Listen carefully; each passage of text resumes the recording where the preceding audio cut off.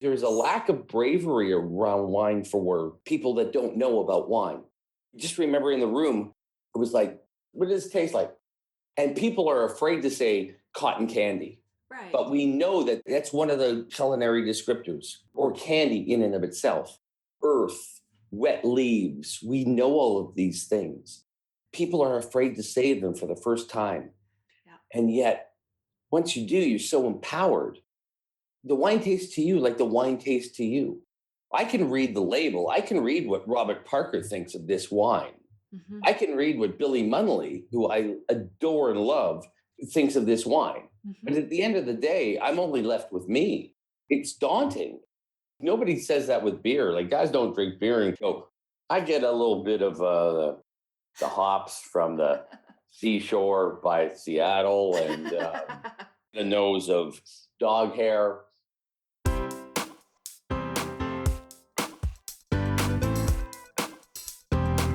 Do you have a thirst to learn about wine? Do you love stories about wonderfully obsessive people, hauntingly beautiful places, and amusingly awkward social situations? Well, that's the blend here on the Unreserved Wine Talk podcast.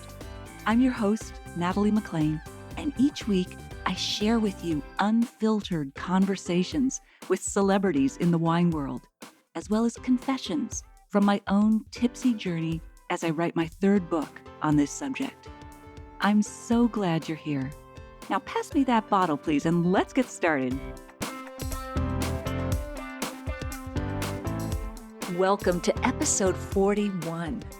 In today's episode, we're chatting with Kevin Brauch, a Gemini Award winner who has worked as a producer for TV Ontario, and then he went on to HGTV's Canadian Gardening Television, and then on to the Food Network as host of various hit series, including The Thirsty Traveler, Iron Chef America, Superstar Chef Challenge, and Food Fight.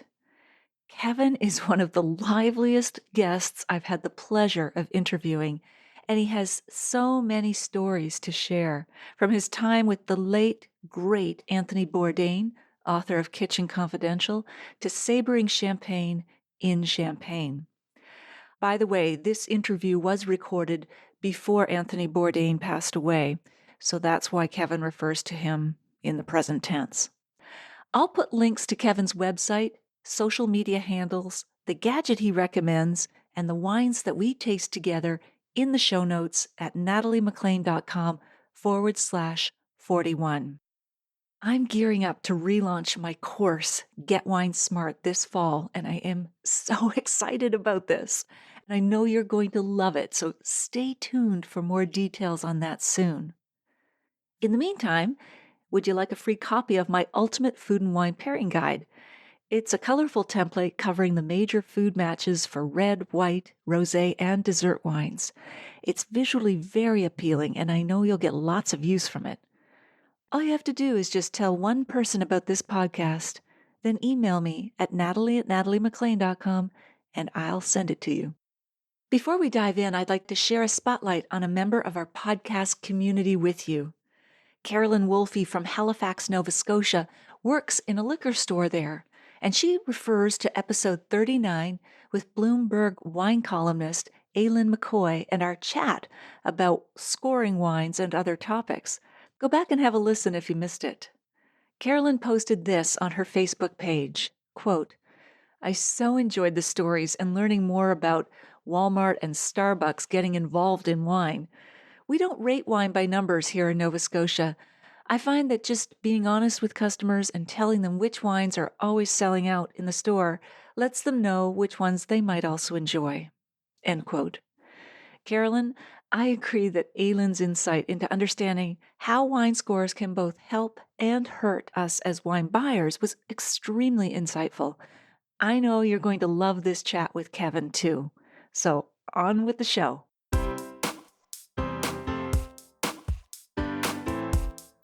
Kevin Brauch was the host of The Thirsty Traveler with the Food Network. The other one that he co-hosted was the Iron Chef TV series. So Kevin has a wide expanse of experience in radio, broadcast. He was also on the Discovery Channel, on TVO Kids.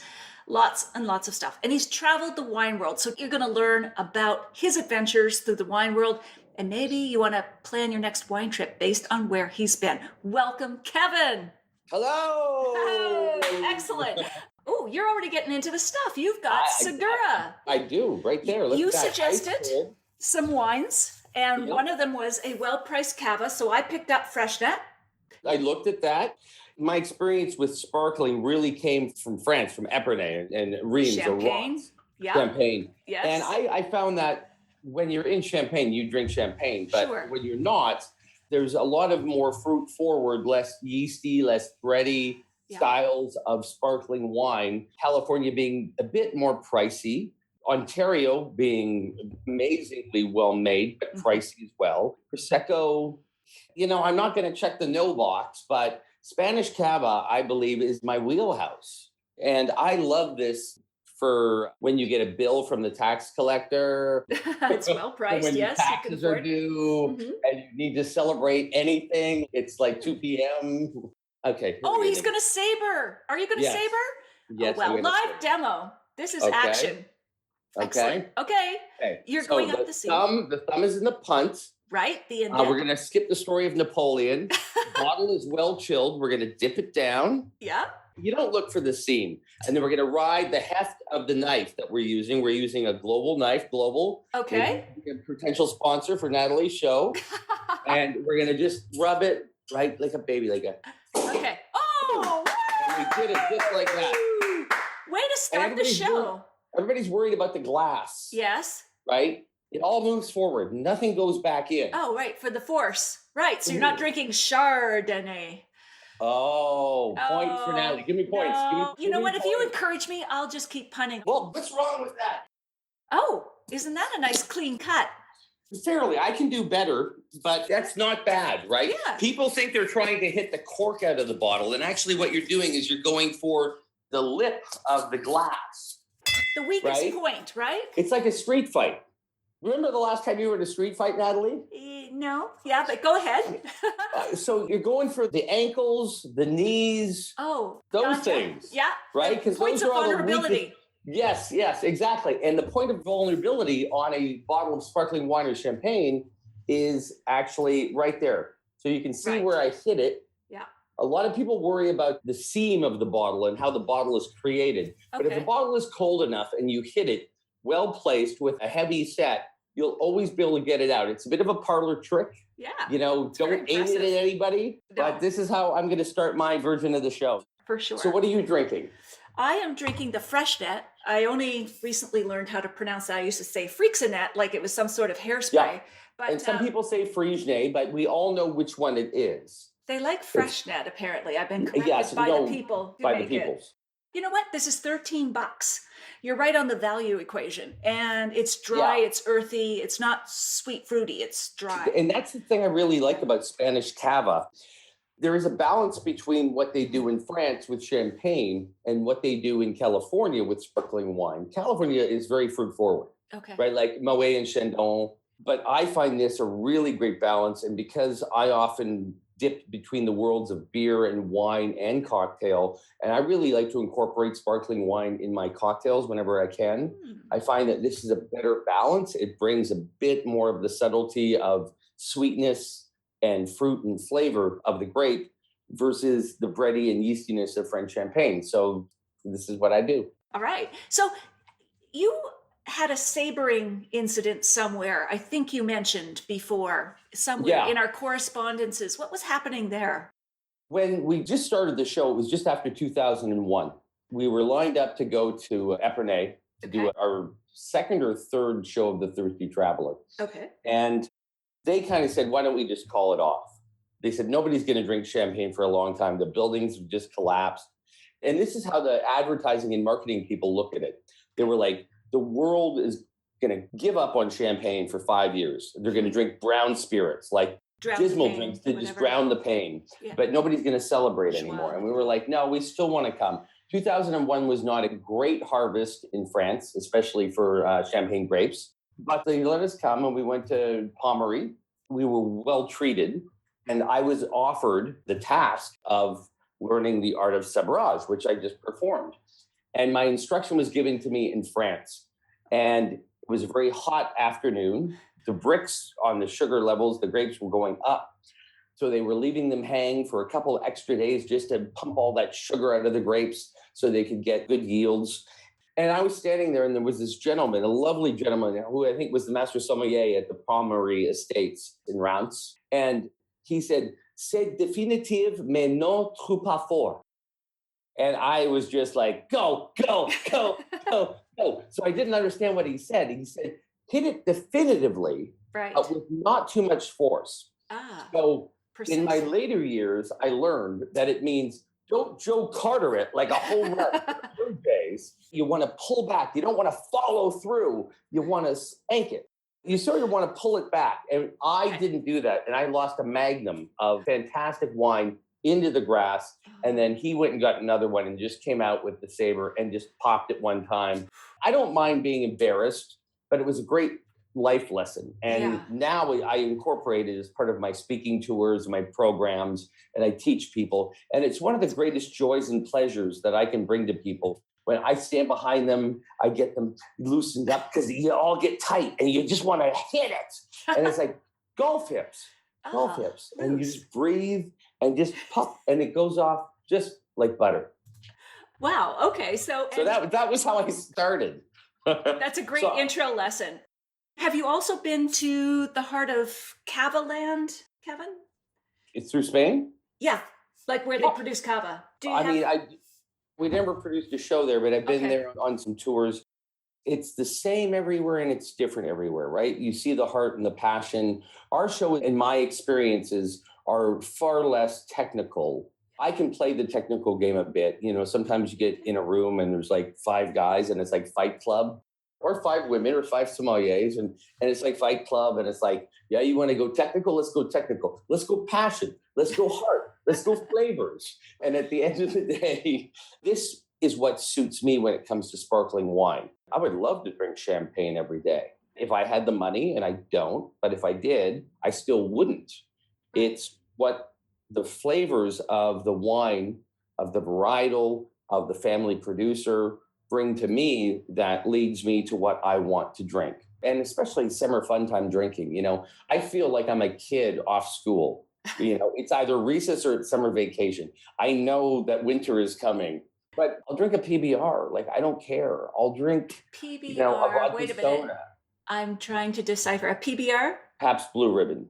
Oh, is that beer? Sorry, that's a beer. I'm bringing a beer. In the summer, you wear shorts, you don't shave. I mean, I shaved for you. I got my hair cut. Thank you. I got my hair did. Our hair did. But really, this is the time of year to just maybe explore a bit or care less and not hold up your highest britches and just, you know, what are you drinking? Oh my God, that's just insane. Well, that's true. And, you know, we're not at white tablecloth settings, whether it's at home or restaurants. We are likely to be in the backyard. So, as they say, put an ice cube in it and experiment, relax. And I can do white tablecloth, but it's harder in the August heat. Sure, you know? Absolutely. You need to chill, literally chill. Great sabering tips, Kevin. They are great souvenirs. What do you do? They're very sharp. I keep them on a shelf. I have 100, 10 by 10 by 10 by 10, and they're all date stamped. I don't do it every time anymore. But when you reach back into the fridge for the second glass, you have to be very careful because there's 5 stitches right there. Of when I went in of my second or third successfully sabered bottle. Oh, and you got a wine injury. Man down. This guy needs some wine. It's kind of a first world problem. Not to not empathize with you, but it's like my jacuzzi cover hit my head and now I have a little slight concussion. It's a bourgeois stress thing. Okay, anyway. But moving on. Another tip for if you're sabering outside is to make sure someone is watching where the top lands so that it can be retrieved. Like I said, souvenir, you always have to save it. Yeah, I've done that too in the backyard and had to search for a bit so that someone didn't step on it later when they're... But more importantly, don't aim in the direction of anybody. I mean, it goes about 10 to 14 feet. Yeah, it does. It has quite a velocity. Yes. Yeah, because the bottle wants to go. And if you wait too long, as was my problem in France at Palmery, when the heart of the bottle warms up, if you have the cage off the top of the bottle, note to self, You cannot saber a screw top bottle of red or white. It doesn't work so well. But that's why the cage exists, because it's holding the pressure Yes. of the secondary fermentation Yes. in the bottle. Once you remove the cage, it's like taking a lock off a gun. That is good analogy, though. Like a lot of people warn you, as you take the cage off, keep your. That's why this exists. Sometimes Okay. people have no clue, Absolutely. right? So when this is removed, the pressure inside the bottle is going to go whether you like it or not. So it's best to do it when the bottle is cold. When really cold. That's key. Bottle. Yes. Yeah. Because if it's anything less than cold, the pressure is even more inside the bottle than city bus tires. That's what you're dealing with. 90 pounds per square inch. So you had a really interesting story about what happened to you while you were in Stellenbosch, South Africa's iconic wine region. We were down in South Africa. It's one of the few accents I can do properly. Diplomatic immunity from Lethal Weapon 3. So we're down in Stellenbosch. And what a wonderful time and place. We went up to Kruger. We didn't do Cape Town too much, but we did Joburg. We were invited by Distel, who's the international company. Do they make this one? KW? KW, they do KW, yes. Cathedral Cellar, It may have changed since then, but yeah, KW is part of the big, giant corporations that control this industry that we love so much. Yeah. So we were invited, we got met at the airport, we're treated like diplomats. And it's wonderful. Some countries, not so much, some countries more. This was definitely a more show. They had beers in a cooler in the car for us. It's like, not really supposed to be drinking in the car. It's like, just shut up and drink it. As long as you're not driving. We weren't driving, no. But we got to the winery and we got a very simple, quick tour. And then they said, let's have a grand lunch. At lunch, they offered me the privilege, as is sort of per usual, I get to pick the wine for the table. It's a very intimidating thing to do for 20 or 30 people. To pick the wine, yes. To pick the wine. What's going to be the one wine? And I'm kind of going, like, I don't even know what we're eating yet, guys. But Stellenbosch, it was all well and cool. And the guy that was working with us, he was a somm, but he wasn't the somm. He was working in a PR position. He was like a surfer dude. And he's like, yo, man, wine is cool. And like, we should go surfing later when we get a couple of bottles of wine in us. And like, he was hilarious. So I felt the casuality of it. And I said, you know what? I'm not going to pick the wine today. I'm going to let Mike, our audio guy, pick the wine. So I was like, rather than me picking it, I would like to take this time and moment because Mike was so excited. I'm going to let Mike pick the wine. And I gave Mike the library book of wines that they had at Distill and KW down in Stellenbosch in South Africa. And I kind of threw it on him at the last minute. It was like throwing somebody under the bus, if you understand. So they gave us pens too, right? At the beginning of the trip. Pens at the beginning of the trip. When you were in the car, yes. It was like, hey, Kevin, here's a pen. It's like, wow, great. I'm really tired. I just flew to South Africa from Canada. And I got a pen. Great. So Mike gets to pick the wine, and Mike picks an Italian. An Italian wine at a dinner in South Africa. At a vineyard. Welcome. Oh my God, I shouldn't have let Mike pick the wine. Right. I didn't let Mike pick the wine. So it goes off okay. And then I can't remember his name, but the guy comes back and he goes, maybe I'll pick a couple of our wines as well. Just a thought while you're here. Right? It's such an idiot move, right? But sometimes you're tired, sometimes you're jet lagged. Best intentions, sometimes you just don't know. Yeah. Which is in the enlightenment of everything that I've experienced. So when we finished lunch and we were going back to the van, I took Mike's pen away from him. I was like, what the bleep were you doing picking Italian wine in South Africa? Like they had 2 pages of their wine and you flipped by them and went to Italy, and Mike felt bad, but I think he was too jet lagged to know. So the next day we went out and I made him pick again and he picked proper and I gave him this pen back. Oh, so it had a happy ending. It had a happy ending. Yeah, I'm a very good teacher. I'm a very good teacher. Well, if you're willing to make mistakes, especially publicly, you learn from your mistakes. You learn, and so does everybody else, and they are not as intimidated to do it because they know it's okay to make mistakes. Like with the names of varietals and stuff. Oh, like what happened there? I was at an award show in Portugal, and I mispronounced a varietal on stage. A grape And, bin. Okay. tomato, tomato, Yeah. Viognier, Viognier, stuff like that. Gruner Veltliner. And my co-host, who I didn't really know but was lovely, on stage just sort of called me out, and Right my there. She corrected mispronounce. you in front of Oh, everybody? yeah, and I felt like a piece of. Wow. Do you Hang remember on. which grape it was? Or do you want to even say it I again? Is don't. it negative associations now? I can't even say it. Probably a little bit. It wasn't like Torriga Nacional. It wasn't an obvious one, but I was familiar with it, and I don't know if it was the Canadian in me. Did you Like when I'm Chef apologize? America. I think after I was shunned for saying it incorrectly on stage, publicly on the microphone, I don't know what I did, but I do remember it and going like, there are a lot of different ways to say a lot of different things. Absolutely. And someone could And, excuse that as dialect or something. and it wasn't treated as that, but it was embarrassing to me. And it taught me to understand more and read more about wines and varietals and their pronounce and their character. Again, it was a learning lesson. If you look at things like Gewurztraminer, is that okay? Yes, that's fine. Right? Absolutely. Gewurztraminer. Of course, man. People don't order things on a menu that they can't pronounce. That's true.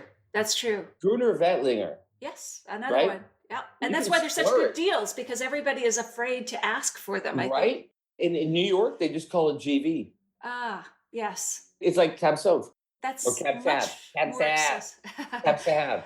Or Sauvignon Blanc. So Anyway, long. yeah. But I that's don't know it. what those G's and the N's are doing together. Sauvignon. I know. You know what? They are a mouthful, and it's Yeah. part of the intimidation of wine. But you're right. There should be a shorthand way of getting around that. There's so much intimidation about wine, even still to this day. And I think one of the claims to my success has been for a decent guy, a very handsome man, And modest. Don't forget modest. and a modest guy. Don't shortchange yourself. To go around the world, but to know enough, but to access the fruits of the labor is these people that make this stuff that we drink so much are real people. They're everyday people. They're farmers. Yes. A lot of these guys, they can dress up and they can wear a James Bond, Daniel Craig styled suit.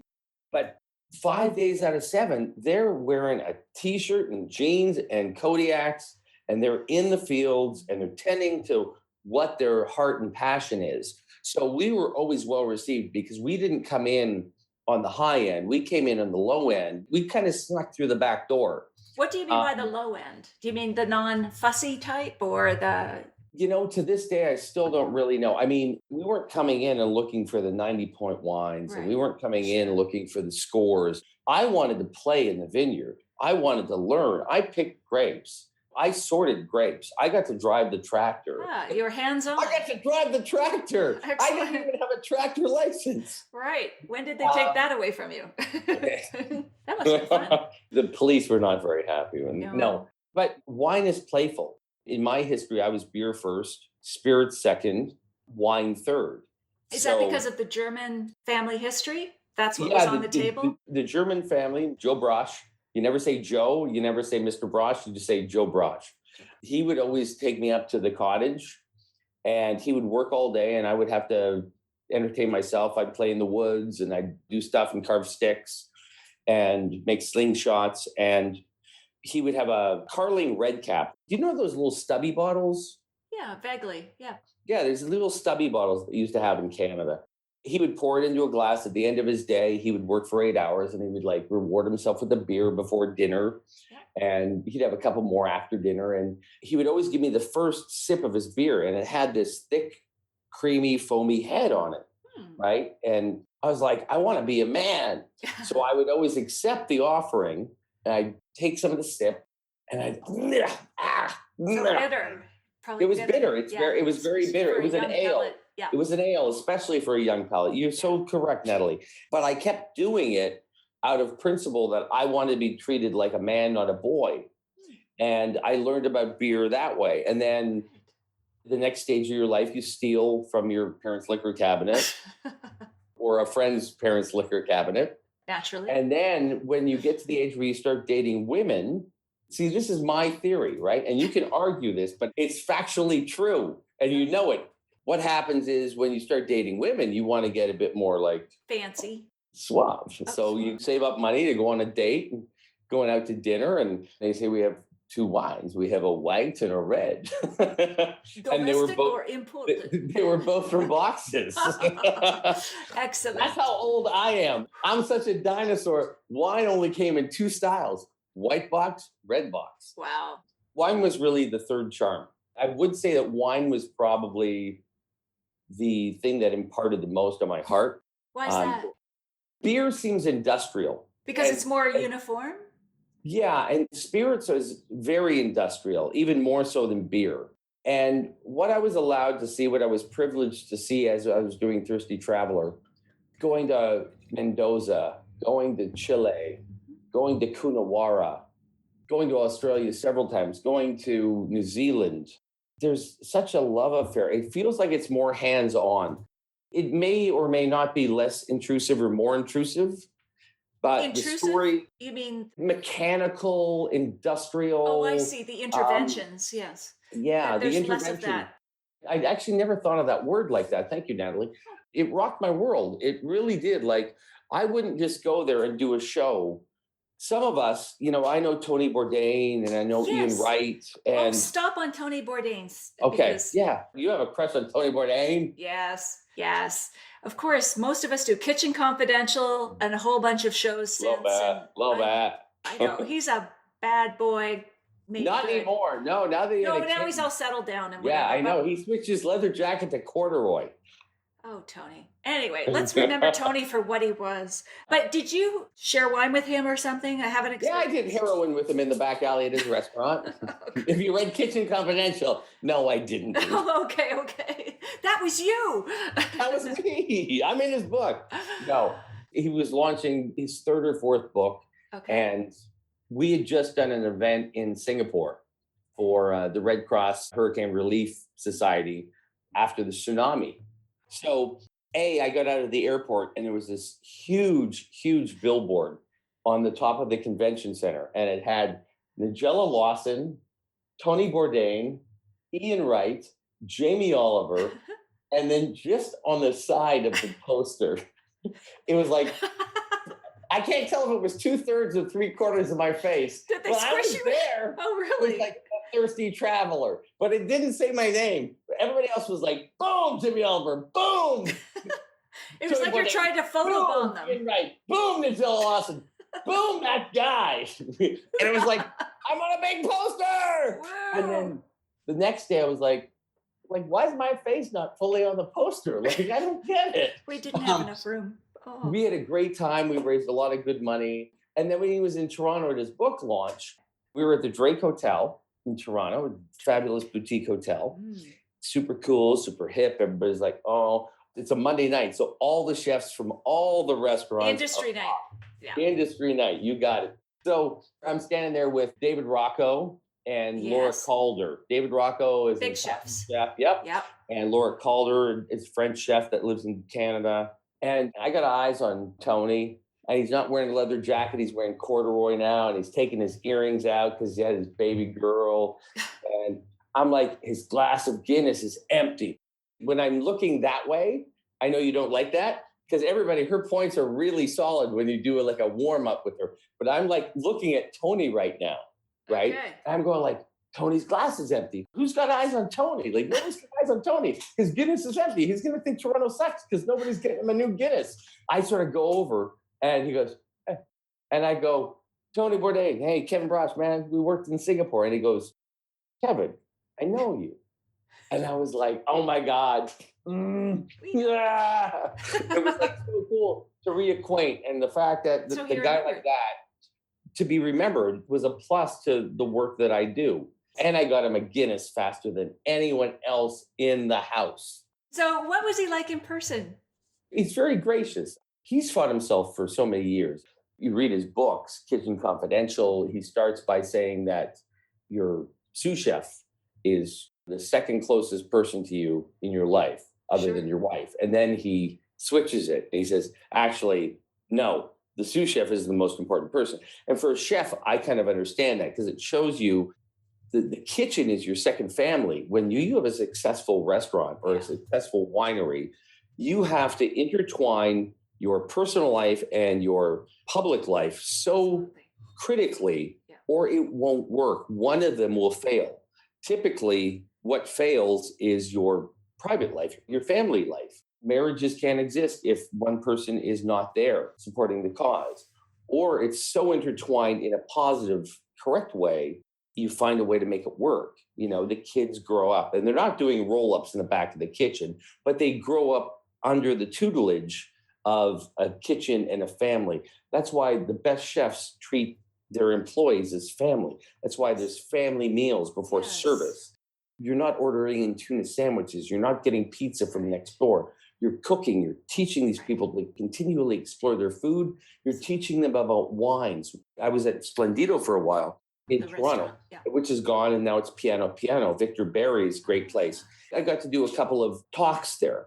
And, they always did a pre-service talk, and they talked about the specials, and they reminded people of which of their major guests was coming in. Like, you're going to have Mr. and Mrs. Her. They're celebrating their 20th anniversary. It's in the book. Look it up. So be very attentive to them because we appreciate their service. And they would always do a wine. We got a new wine, and it's this one.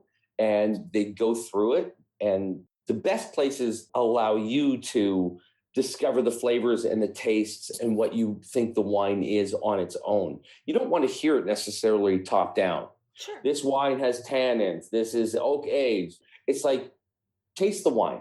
And then you can genuinely speak from experience. But it gives you bravery around wine. There's a lack of bravery around wine for people that don't know about wine. Just remember in the room, it was like, what does it taste like? And people are afraid to say cotton candy. Right. But we know that that's one of the culinary descriptors, or candy in and of itself. Earth, wet leaves. We know all of these things. And people are afraid to say them for the first time. Yeah. And yet, once you do, you're so empowered. The wine tastes to you like the wine tastes to you. I can read the label. I can read what Robert Parker thinks of this wine. I can read what Billy Munnelly, who I adore and love, Billy Munnelly, call me Billy, I love you, thinks of this wine. But at the end of the day, I'm only left with me. It's daunting. Nobody says that with beer. Like, guys don't drink beer and go, I get a little bit of the hops from the seashore by Seattle, and I get a nose of dog hair. We don't treat other liquids, libations. Even when it comes to craft beer, I find I'm not hearing as much of that kind of discussion, even with craft beer. I know what craft beer is more artisanal, and I'm not in beer at all. I just haven't got there. But do you drink beer? No, all my relatives do. I'm Scottish, so it was all beer and whiskey. What pushed you to wine from beer and whiskey? That was the road that you were on, and then yet you forked, you strayed. I pivoted. When I was young growing up, I didn't drink at all. I'm making up for it now, but I was Scottish from Nova Scotia, and my relatives, as I said, it was beer and whiskey, but I found whiskey too alcoholic, and beer I just did not like the taste of. I've been since tested, and I'm so-called super taster, though that's a misnomer. But I think did you do that taste? Yeah, and I think I just found beer too bitter. Do you know Jamie Drummond? Yes, in Toronto. In Toronto. Yes. Scottish guy. Yes. Crazy hair. Crazy orange hair. I mean, crazy orange hair. Amber. One of the best guys. I've gotten into way too much trouble over the years with him. He did that super taster test with me. Yes. I'm not. You're not. Was he? Well, he said he was. I actually should have gotten him to do it in front of me. I'm not a super taster. Well, I'm a super drinker. Right, which, makes up for a lot, I'm sure. Yes. But that's why I never got on. And I actually didn't even start drinking wine till I finished university and had some money. And that was like me. When I moved into that next step of my life, when I started dating women and being able to take people out for dinner, that was where women wouldn't really drink like boozy drinks, and they wouldn't get pints of beer. So wine became a new thing to me. That was really when my dad was German. He drank Black Tower. Yes. Absolutely. Very kind of cultural beers. We drink our own culture, right? Absolutely. And German and Scottish, that's the Northern Hemisphere. Yeah. So beer. You had Scotch. You had Scotch. Yeah, exactly. Name me a Scottish wine, Natalie. I don't know, but as a Highland dancer, I went for try to be like a Johnny Walker spokesperson. That didn't work out. So anyway, no. Anyway, I can't believe how fast this has gone. But I'm still going to ask you some of those lightning round questions. Lightning round. Lightning round. So quick answers. What's the most useful wine gadget you've come across? This is the best. The waiter's corkscrew. The traditional waiter's corkscrew. Why is it so great? It's like a Swiss Army knife. It can hang on your shirt. Sometimes when I'm feeling I have a bit of low self-esteem issues, honestly. I would wear it in my pocket and people would just go, hey man, that's cool. You're wearing it in your pocket. Better than a pocket protector. Exactly. Ultra nerdy, but smart. I've had to untie knots on my shoes with this, which is the curly cool end. tool. The most efficient way. There's a lot of companies that spend a lot of money on these things made in China, and they don't seem to work properly. Okay. Get yourself a good one. I have a Le Creuset, and it was like $40. It works like a dream. Why is it better than the cheap ones in China? Is it just the materials? I think it's the mechanisms and it's just the tightness of everything. Like they're just better made. It doesn't have the best handle, I will admit, than Le Creuset that I have. It's a smaller handle, but it's so tight that I don't have to worry. It performs, and I can cut properly. It goes back. I'm out. I know it. Like all of the functionality of it works so well. You don't need a rabbit. Like you don't need a big contraptions. Not that there's anything wrong with that, because I opened up a bottle of wine yesterday with a rabbit, and it was great. But that's like a gunslinger. It feels like a lot of work. It feels like the Terminator of wine openers, where if you just find a good one and you have to learn, it's like 5.5 cranks, they say. Oh, I don't even remember anymore. Do, half, boom, up, down, boom, out. But you just have to practice. Absolutely. And you were saying you use it to tighten sunglasses? I've used the tip of this often. Oh, to tighten a little screw on your sunglasses. When the arm bands get a bit loose, I wish I had them. I'd show you. Yeah, you demo it, It's a very versatile tool. It is really like a Swiss Army knife. It's great. I like that. It's so cool. Yeah. Carry it around. That's awesome. It saves you in a fight, in a bar fight. Right. In a dark parking lot. That's what you're going to come at me? You're going to come at me? You're going to come at me? You're going to come at me?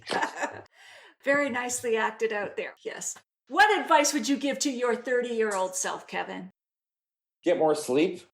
Maybe don't drink so much, drink better. I started learning that in university. We made a vow to spend 25 cents more on every bottle of beer we drank at the Ryerson pub in Ryerson University. In Toronto, Toronto. I went to radio and television school because we were just getting the worst hangovers drinking the cheapest beer. And we said, let's move up. And we moved up from Labatt Blue. Nothing wrong with Labatt. It's not a Labatt thing, right? But we moved to Upper Canada, which was one of the first craft beers ever. And their family went on to produce Steam Whistle. But we said, if we spent like 10 or 15 cents or 25 cents more per beer, we'll drink less, but we'll drink better. We'll look better. People will think, like, hey, ladies, look at what we're drinking. There's so many fundamental reasons, but we're also doing something good for ourselves. Craft beer has benefited from organics and 100-mile diets and seasonal eating. Right. The more we think about the things we put in our body, right, the more we benefit from that. And we went, think about all the steps, right? Organic, 100-mile diet, seasonal, local, craft farmers. Then we start looking towards wine. What happens? Wow, now we have an organic section at the LCBO in Ontario. Now we have gluten-free. We're continually exploring. What do we do 3 to 8 times a day? We eat. Yes, it's a necessity. Right? You know what's more popular? The Golf Channel. The Golf Channel is still more popular than the Food Network. Oh. It is. It actually is. I wonder why that is. You would think people would want to watch food shows more. We do, but I don't think we're making the right food shows anymore. I don't think we're making the right food shows anymore. What food shows should we be making? And even more so, what wine shows should we be making? Or should we? We should be making shows like Thirsty Traveler, whether it's with or without me. Shows that really explore the passion behind the guys that spend their life. We were going to talk about Baco Noir, and I don't think we're Yes, going to. I've got a Baco, by the way. I brought up Henry of Pelham. They're great. That was one of my first epiphany wines. Okay. Yeah. My second one would be the Grange from Penfolds, right? Penfolds. Australia. Penfolds. Okay. That's a pretty big wild swing from Baco Noir, Yes, that is $11.95 to $895. Yeah, depending on how mature it is. Yes, absolutely. Yeah. The 98. What a great barbecue wine. What a great summertime wine. This is fantastic. This Burnt Baco. Char. I didn't have Smoky. time to get there today, but what a lovely wine. Especially for the money. This is their entry level, and it's only $14, I think. And they've got this old vines in the regular list that's 19, and it's amazing. I like the earlier version better. I'll be honest with you. Okay. And I've said that to them, right? I owe them days in the vineyard. If you ever really want to get to know more about wine, here's a tip. Find a winery that's close to you that you like and offer them your service come the fall. They'll give you great wines. They'll let you taste their selections. You know, it's a hard day's work. It's great exercise. It's so much fun. Yes. You get to pick grapes and you get to be involved in the process. They will show you the process. They will learn you the process. They won't pay you, but they will treat you like family. And that's, again, what this whole industry really is all about. That's what I've pulled out from it time and time and time again. Yeah. I owe the Speck brothers who run Henry of Pelham, the Baco Noir that we just pulled up there. Yes. I owe them so many days in the fields. That's for great. so much good work that we've done together. And I'm like, I'm coming up there next month. I'm there. And then I was like, oh man, I got to go to China. But there is nothing like getting hands-on to get the full experience and to have those serendipitous moments when they reveal of what their life is really like. Well, we haven't talked about terroir, which is such an important philosophy for me as well. It's like you see the roughness of the earth and the dirt that these vines suffer through and survive through to produce something so majestic as the stuff that we drink. And in like Coonawarra in Australia, there's this stretch of land 7 miles long by 1 mile wide. They call it the cigar. And it is this piece of dirt clay. And that's Coonawarra. Right. It's 1/7. I didn't know that. Oh, it's extremely defined. And one of the wineries has cut a chunk out. I think they had some rot or they had some problem, but they turned it into their advantage. Again, working with little to make it better is like a common theme in life, right? Sure. What a noble, kind of beautiful, poetic segue into wine, right? Because that's what wine is. It's not just about the label. And then again, it's like, if you find a wine that you like it, you know, and I don't want to have to say defend it, but like what you like. And absolutely. Be free and be confident of it. Oh, Kevin, we've talked about so much. You tell such great stories. I hate to wrap it up, but is there anything we haven't covered that you'd like to cover? I just think it's like, be proud of what you like. I get asked so often, what's the best place to go? Right. It's like, it's the place that you want to go. Sure. Where you're curious. I've been, you know, I'm getting into the business now of running some trips. So if you connect with me on social media, this is a plug. Yes, please do. This is a plug. I will be running some trips in the next calendar year. That's awesome. And we'll do German river cruises and we'll go to the Rhine and we'll cover beer and wine. Perfect. And you are so well suited to do that, Kevin. I'm going to post the links and everything else in our discussion. You get me on this show one more time. Who's been on the show most? Everybody's been on one so far. We've been doing this a year. I think maybe Anne Sperling from Southbrook is the only one that's been on twice. Anne Sperling. Well, it's because she, I know, but it's because she does biodynamic and orange wines. She's so trendy. She's very trendy. But you could be Maybe trendy I'll invite you guys on my river cruise. But I just want people to like what they like because I don't really come in with a lot of like stops. Sure. And conceptions and biases. Yeah. I came in scared, like when I was dating women and women knew more about wine. And I was like, oh my God, this date's not going so well. But the Vikings and the Saxons sat down with each other at the end of the day, like the war. No, they really did, right? Okay, yes. They would invite each other and they would go, surrender us your women, and then we'll call off the war and we won't have to have any more blood, loss, and tragedy. And they would invite them into their house. And the whole story of the toast, right? Yes. In a toast, and I'm going to spill. Splash and splash to see that you're not poisoning me. Boom, points right there. Yes. Right? We just did that, right? Because you wanted to trust in them. It was hard living then. And now it's just like, we're fortunate enough to have all this great stuff at our avails. And I just want people to have fun and be nice people, because we're going through some crazy times right now. Absolutely. And I'm not judging you by what you have in your glass. I don't want to judge you as you are as a person. I just want us to have a good time as long as we can, right? If our politics are different, so be it. If our religion is different, so be it. If the wine in our glass is different, so be it. I think people would have a blast on your tours. I raise my glass. I raise my glass to everybody that offered their time. I encourage everybody to take you up on your tours. And I'm going to post all the links, Kevin, so people can find you for sure. Yeah, they're going to be a lot of fun. I did a tour through Germany last year, and it broke my brain. And I was like, I have to do more of these, and I have to bring people along. You'd be ideal. This conversation is what we do every day for 7 days. Wouldn't that be fun? Wouldn't that be fun? fun? And we drink a lot, so, get ready for it. Thank you so much. You are so great. All the stories, all the liveliness. Wish you the best, Kevin. We will stay in touch. You'll be back. I will be back, whether you like it or not. Thank you very much. I'm sure of that. Okay, take care, Kevin.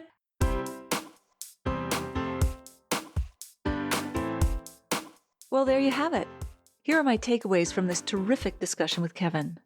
Number 1, I love his stories about sabering champagne and looking for the bottle's weak points as though you're in a street fight. Go for the knees or the ankles. Number 2, he offers some great alternatives to champagne that are tasty but much more affordable, especially Spanish Cava.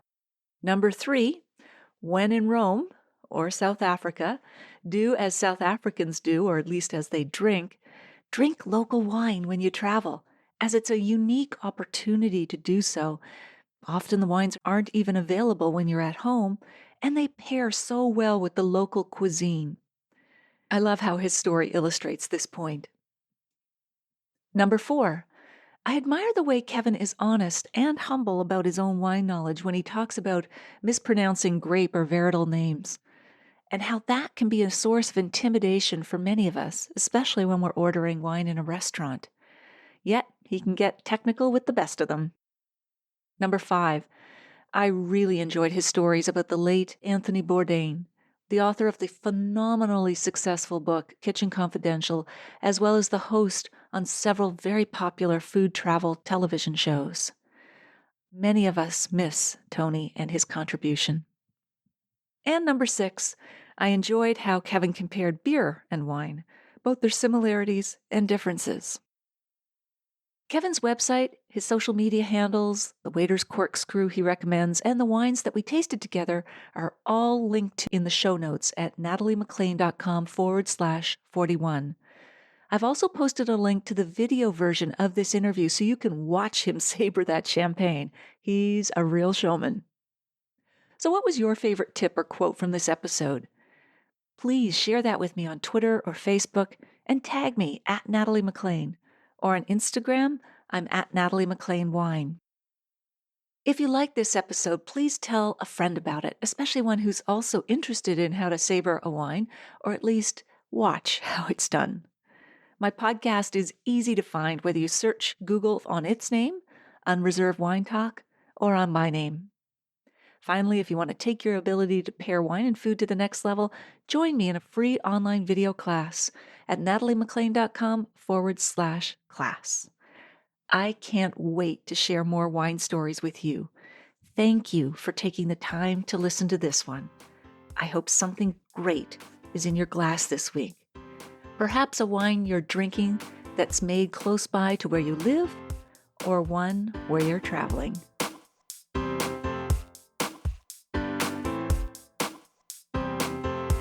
You don't want to miss one juicy episode of this podcast, especially the secret, full-bodied bonus episodes that I don't announce on social media. So, subscribe for free now at nataliemclean.com/subscribe. Meet me here next week. Cheers.